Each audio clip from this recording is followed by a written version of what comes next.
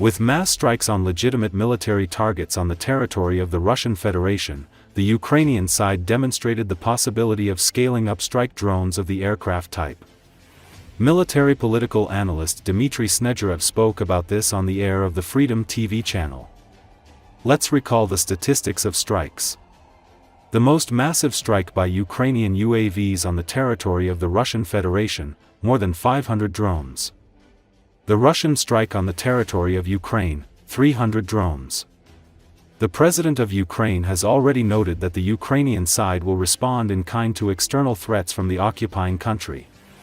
As we see, this is being implemented by the defense forces of Ukraine, Snegirev noted. He noted that at the time of the peace talks, the Russian occupation army increased pressure both directly on the line of combat contact, and along the entire length of 1,200 kilometers, and increased the number of strikes on peaceful cities in Ukraine. The goal is to force Ukraine to comply with the Russian ultimatum. And what do we see? Strikes on the territory of the Russian Federation. They primarily increase the subjectivity of the Ukrainian state in the negotiation process. We make it clear, first of all, to Russia and, accordingly, to the United States, that no one will talk to Ukraine from the position of dictating their terms. Ukraine has something to respond with, regardless of military technical assistance from the United States and our European partners. I will emphasize once again that the Ukrainian military-industrial complex has scaled up the production of Ukrainian weapons. Therefore, this is not only a military, but primarily a political effect. Kiev demonstrates its subjectivity, increases it in the negotiation process, the military political analyst noted.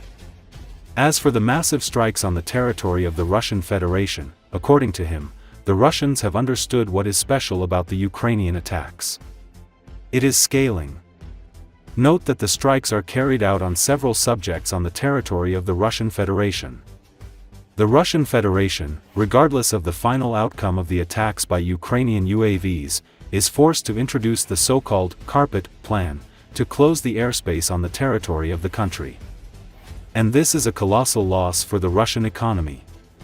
In terms of the cost of the Ukrainian UAV and the losses of the Russian economy, these are incomparable figures.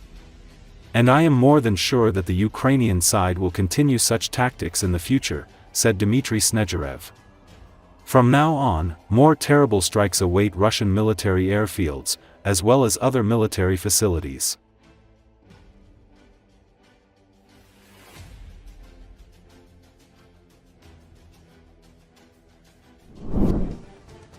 Discussions about Russia often raise the same question. After 3 years of war and colossal losses in Ukraine, is it really possible that Vladimir Putin will dare to attack the combined might of NATO? It is time to close this question. This is stated in an article by Bloomberg columnist Mark Champion. I recently spent a day with a group of generals and officers from about 20 countries. They were gathered at the UK's Royal United Services Institute to discuss the arrival of the Army Corps. These are the large military formations that were considered redundant after the collapse of the Soviet Union in 1991 and are now, thanks in large part to Putin, relevant again.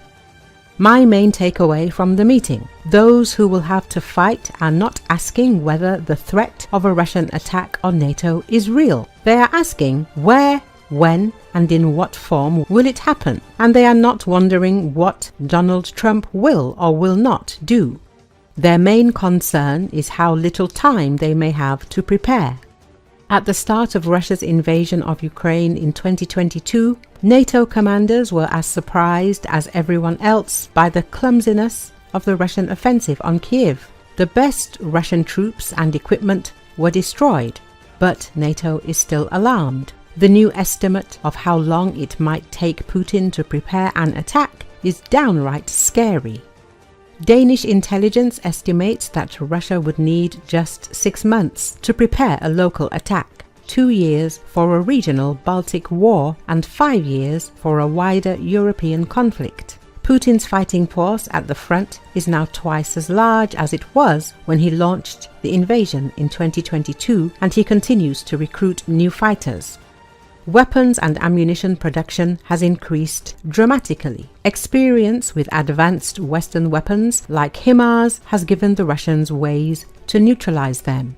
Again and again I heard something like admiration for the speed with which Russian forces have learned and adapted in Ukraine. In the area of drones and electronic warfare, Russia is probably ahead of NATO. The war has proven that a small number of highly effective drones cannot match the impact of their sheer numbers and adaptability. Less obviously, Russia is also improving the accuracy and survivability of its cruise and ballistic missiles. The Iskander, a rough analogue of the American ATACMS, has become difficult to intercept even for American Patriot missiles. It is used to hit everything from HIMARS launchers to Ukrainian command posts. Most sobering for Western generals is Russia's continued display of near-total indifference to casualties, which gives Putin and his generals a freedom of action that their NATO counterparts lack. Putin is believed to be seeking to restore Russia as a great power in Europe and will therefore continue to try to subjugate former colonies and break NATO. There is no need to invade Poland to achieve this. The easiest way to destroy NATO is to discredit Article 5 on collective defense, which is its foundation. Article 5 gives Europe's smaller nations confidence, but it is based on trust in the willingness of others to act, and that is NATO's fragility. It would only take a dirty attack on Estonia, for example, to undermine that trust, and Putin could do that even now. European leaders deciding how to respond would have to consider the significant risks before agreeing, he said.